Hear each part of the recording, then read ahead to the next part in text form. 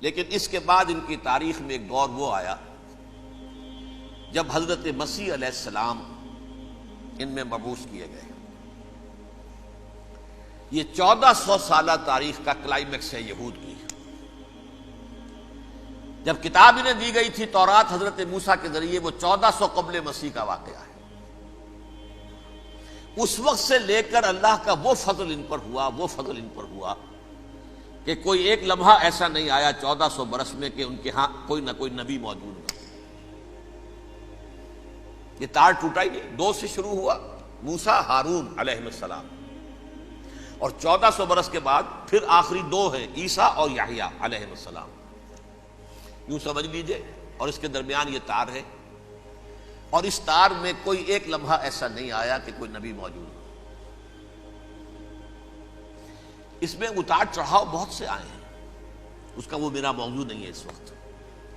قبل مسیح کی تاریخ جو ہے وہ میرا موضوع نہیں ہے۔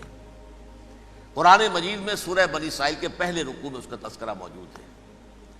وَقَضَيْنَا إِلَىٰ بَنِي إِسْرَائِيلَ فِي الْكِتَابِ لَتُفْسِدُنَّ فِي الْأَرْضِ مَرَّتَيْنِ وَلَتَعْلُنَّ عُلُوًّا كَبِيرًا، 2 مرتبہ ان پر عذاب کے کوڑے برسے۔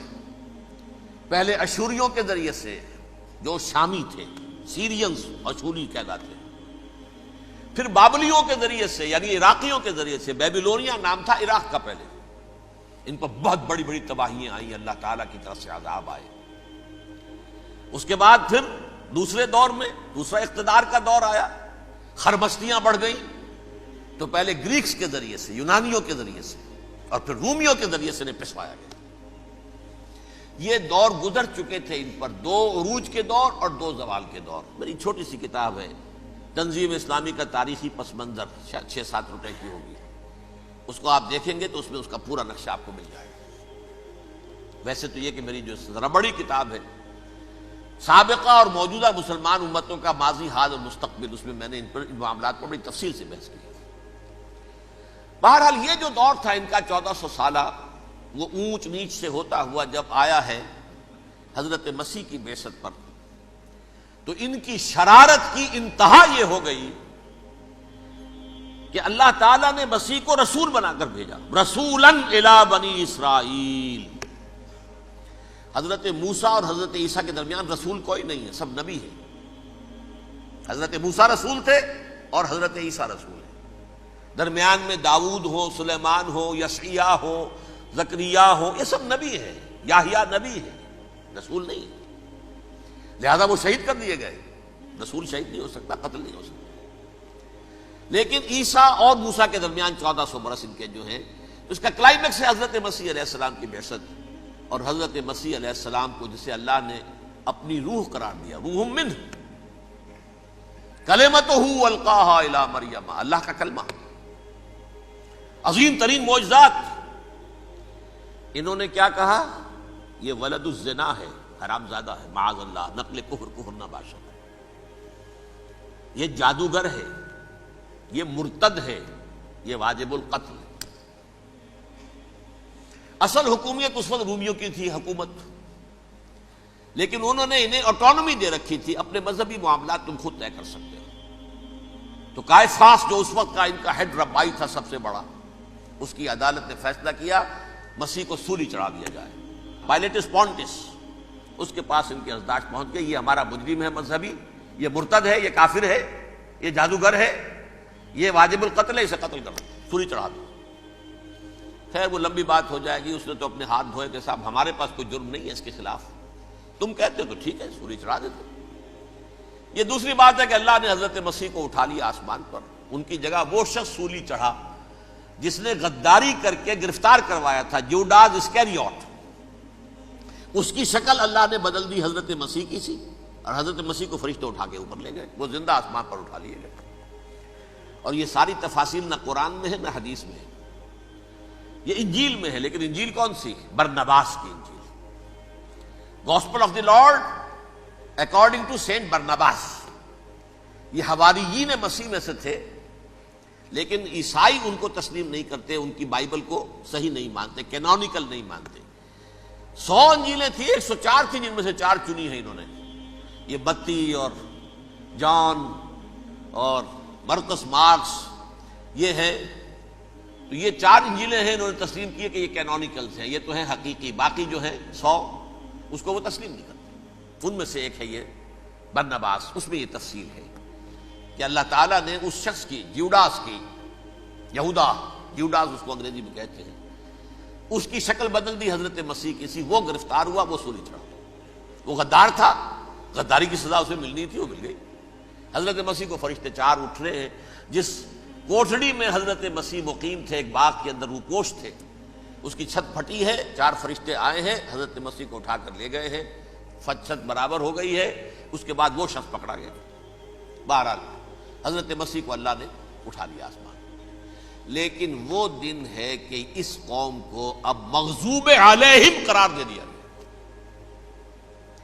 نوٹ کر لیجیے، اصل میں تو ہونا یہ چاہیے تھا کہ رسول کی جان کے درپے جب کوئی امت ہو جاتی تھی تو اللہ کا قاعدہ یہ تھا کہ اس امت کو نسیہ منسیہ کر دیا جائے۔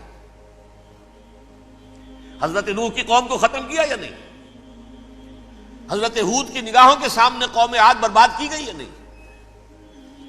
حضرت صالح کی نگاہوں کے سامنے قوم سمود برباد ہوئی؟ یہ اللہ کا قاعدہ رہا۔ سدوم اور عمورہ کی بستیاں حضرت لوط علیہ السلام جہاں بھیجے گئے، مدین کا علاقہ جہاں حضرت شعیب بھیجے گئے، اہل فرعون جن کی طرف موسیٰ کو بھیجا گیا، سب ہلاک کر دیے گئے۔ کیونکہ رسولوں کے بارے میں اللہ کا نبیوں کے بارے میں یہ بات نہیں ہے۔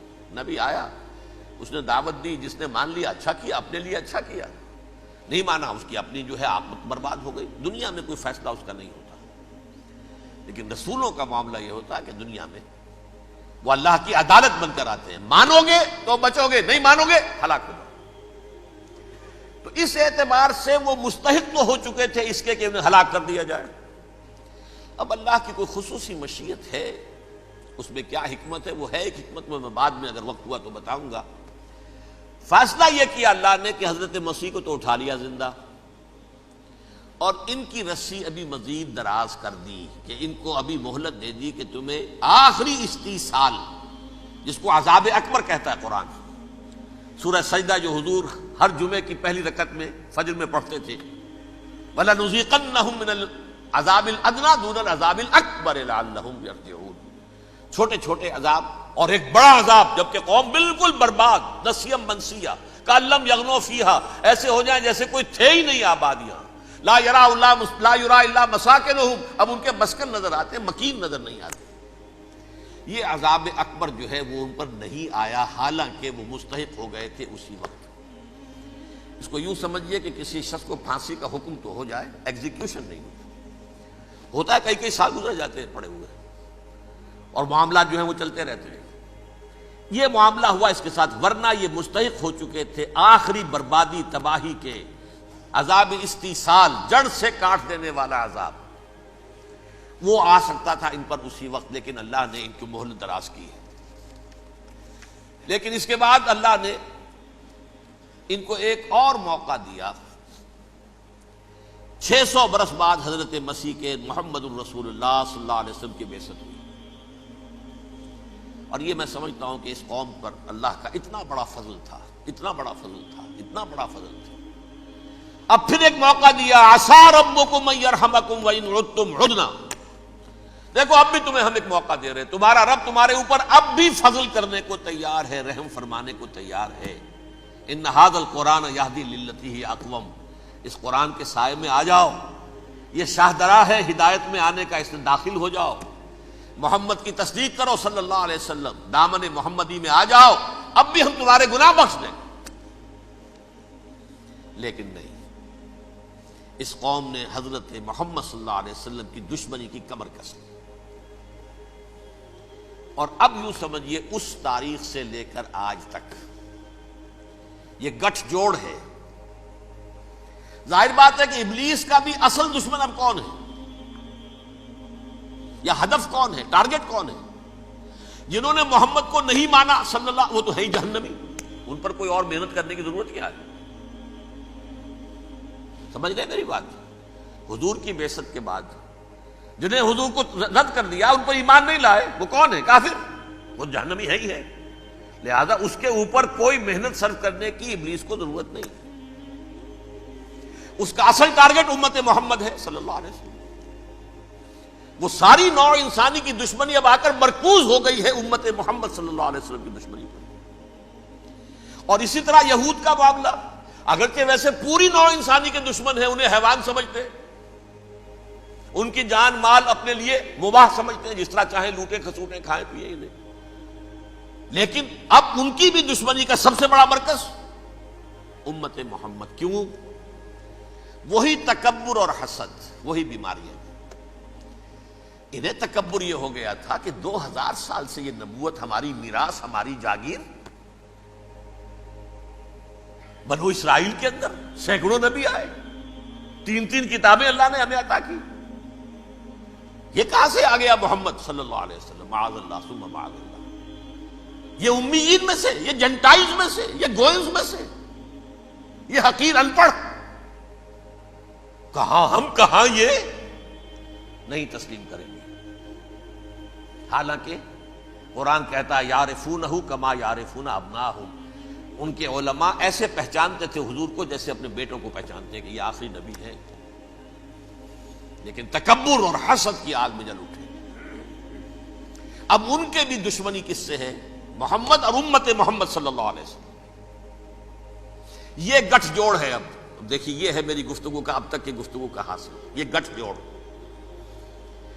ایک غیر مرئی دنیا، انویزیبل دنیا کا ابلیس لعین اور جنات میں سے اس کے لشکری فوج،